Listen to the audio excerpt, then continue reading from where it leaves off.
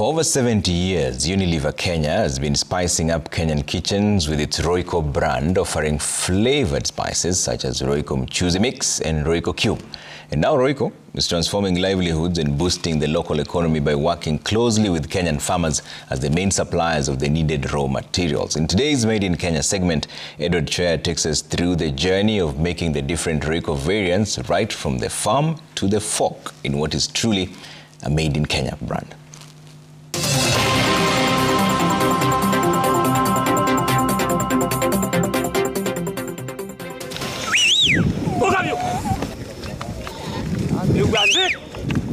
Yatta constituency, Machakos County. Steve Mbondo is tending to his crop.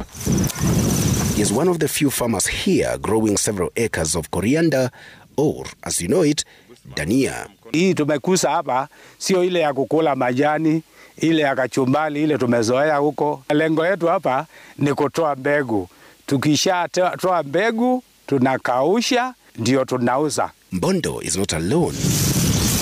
He has convinced other farmers in Yatta to embrace coriander farming as there is a ready market for the crop. Hii dania iko afadhali juu nilionyesha na mwenzangu. Huyu neighbor akanionyesha mahali ya kuuza hiyo dania. Ukiangalia gharama ya dania, utapata gharama yake iko chini kidogo. Kilometers away in Njoro, Nakuru County, Mwangi Mbichu is growing 5 acres of chili. He says he chose to be different from other farmers because of the benefits that come with the chili farming. Nilichagua kununua pilipili sababu haina ugonjwa mingi na ukichunga vizuri utakula kwa muda mrefu. Sana si kama kitu kama nyanya ama pilipili hoho, ikiiva hata imeiva itaharibika. Lakini mmea pilipili ni mzuri sababu utauza fresh green, uuse fresh red na uuse dry. Na soko ya dry ndio hata kubwa zaidi. When the coriander in Yatta and the chili in Njoro are ready, they are harvested and brought here at Njoro Canning Company, where they are processed and packaged, ready for the next stage.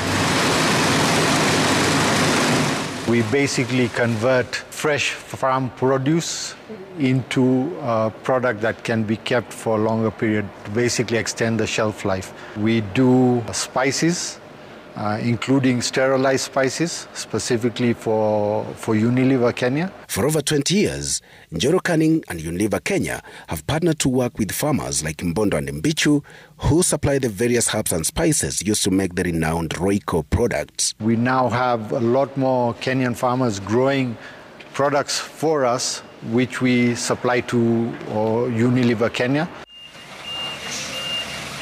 When the herbs and spices are processed and packaged at the Njoro Canning Company, they are brought here at the Unilever factory in Nairobi, where they are used to make the different variants of the Royco brand. The process begins with measuring the ground spices and herbs into required quantities. They are taken into a special chamber where they are meticulously formulated and fortified to make the different Royco variants, each variant taking different ingredients and flavor. The end product is either in powder form, popularly known as the Royco Mchuzi Mix, or cube form for the Royco Cubes.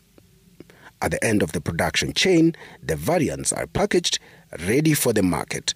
In Kenya, the insight was that 1 out of 4 women suffer from iron deficiency. So with this insight, we fortified our Royco Cubes with iron. And what the iron does is that it enhances your natural body function. At a time the country is on an accelerated desire to industrialize, especially on food and agriculture sector, the management of Unilever acknowledges the essence of sourcing raw materials locally. We developed a strategy of increasing the percentage of raw materials that go into producing our products but are sourced locally in Kenya. We've grown intentionally from under 40%. Up to last year, we closed at 70%. To do so, the multinational has a localization strategy, which includes investing heavily in capacity building of the farmers while exploring different ways of value addition. The farmers are many and they produce little. So we needed an aggregator to be able to support that process. And that's where Njoro Canning Factory comes in. We were then able to work together to develop an outreach program that then now empowered farmers in terms of being able to manage some of these challenges. With more variants introduced, Royco is keen on cementing its legacy as the most used brand in Kenyan kitchens and beyond. There is growing demand for flavor enhancement and consumers just wanting to really enhance the taste of their food. Chweya, Made in Kenya, Citizen TV.